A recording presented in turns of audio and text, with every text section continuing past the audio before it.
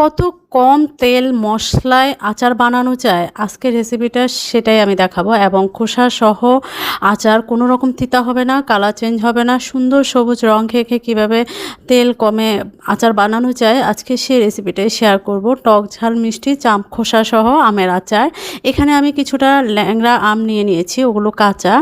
এখানে প্রায় 3 কেজির মতো আম নিয়েছি। তো আমগুলোকে এরকম 4 টুকরা করে নিয়েছি। এরপরে আমি লবণ আর ভিনেগার দিয়ে ঝাঁকিয়ে আমি রেখে দিব 1 থেকে 2 ঘন্টার জন্য, যাতে করে কষটাও বের হয়ে যাবে আবার টকটাও কমে যাবে।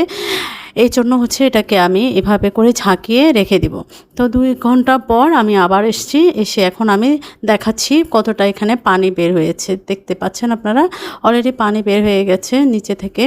তো এখানে আমি এই পানিগুলোকে নিংড়ে ফেলে দিব, জাস্ট এটাই। আচার কিন্তু ধুবো না, আম কিন্তু ধুবো না। তা আমি এখানে 3 কেজি আমের জন্য এখানে 1.5 কাপ পরিমাণ আমি তেল দিয়েছি। তো তেলটাকে আমি এখানে রসুন দিয়ে দিয়েছি আমি প্রায় 1.5 কাপের মতো, আর এখানে শুকনো মরিচ দিয়েছি।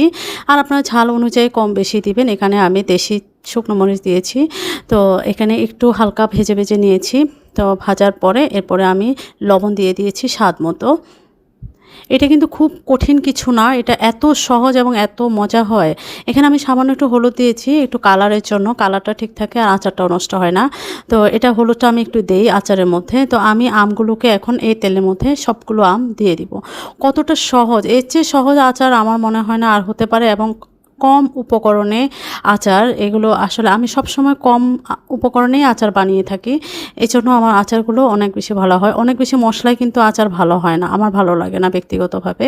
মশলা হয়ে থাকে কিন্তু আচারের ছিটে পটাও পাওয়া যায় না, ভালো লাগে না টেস্টটা। আমের আচার আম না থাকলে তো ভালো লাগে না, শুধু মশলা হয়ে থাকলে কেমন লাগবে।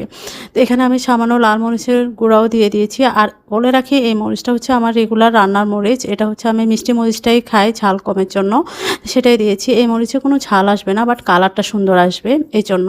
তো এখানে আমি চিনি দিয়ে দিয়েছি প্রায় 3 কেজি আমের জন্য। এখানে হাফ কেজিরও বেশি চিনি দিয়েছি। আর আমার এটা হাফ কেজি দেওয়ার পরেও কিন্তু টক মিষ্টি ঝাল ব্যালেন্স ছিল। আপনারা যদি মিষ্টি খেতে চান সেক্ষেত্রে চিনিটা বাড়ায় দিবেন, আর যদি একটু টক খেতে চান তাহলে চিনিটা আরও কমায় দিবেন। এটা হচ্ছে কথা। এরপরে এখানে আর তেমন কোনো কিছুই যাবে না। আমি একটু করে চিনিটা মিক্সড করেছিলাম, চিনি একসাথে সবটা দিইনি। আর দিয়ে দিব এখানে 1 কাপের মতো ভিনেগার। 1 কাপ কিন্তু দিতেই হবে 3 কেজি আম। তো এখানে আমি 1 কাপের মতো ভিনেগার দিয়ে এরপরে নেড়ে ছেড়ে জাস্ট মিশিয়ে আমি চুলায় হাই হিট করে ফুটতে দিব। হাই হিটে ফুটানোর পরে পানি যখন বের হয়ে যাবে পুরোপুরি, তেল পানি বের হয়ে তো এটা উঁচা হয়ে যায়। তো এখানে আমি জাস্ট আরেকটা উপকরণ অ্যাড করেছি, সেটা হচ্ছে সরিষা পাউডার। সরিষার আস্ত পাউডার না, একটু দানা দানা থাকবে। আমি কাঁচা সরিষাটাকে সরাসরি আধ ভাঙা ব্লেন্ড করে নিয়েছি, এটাই।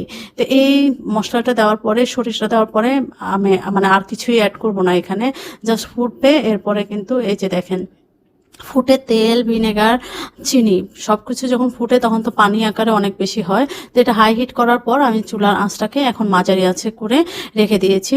আর এরপরে মাঝারি আঁচের পরে আরও যখন কমে যাবে তখন আমি মোটামুটি লো করে প্রায় 1 ঘন্টা রেখে দিব।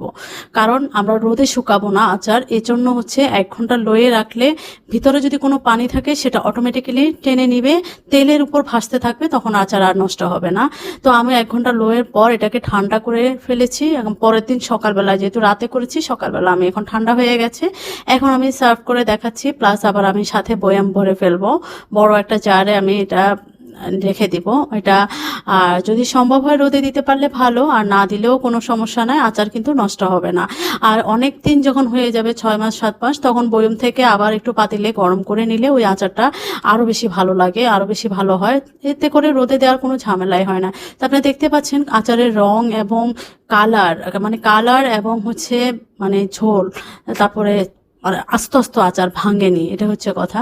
তো সবাই ভালো থাকবেন, কেমন হয়েছে কমেন্টস করে জানাবেন। ভালো থাকবেন, আল্লাহ হাফেজ। একবার হলেও বানিয়ে ট্রাই করবেন।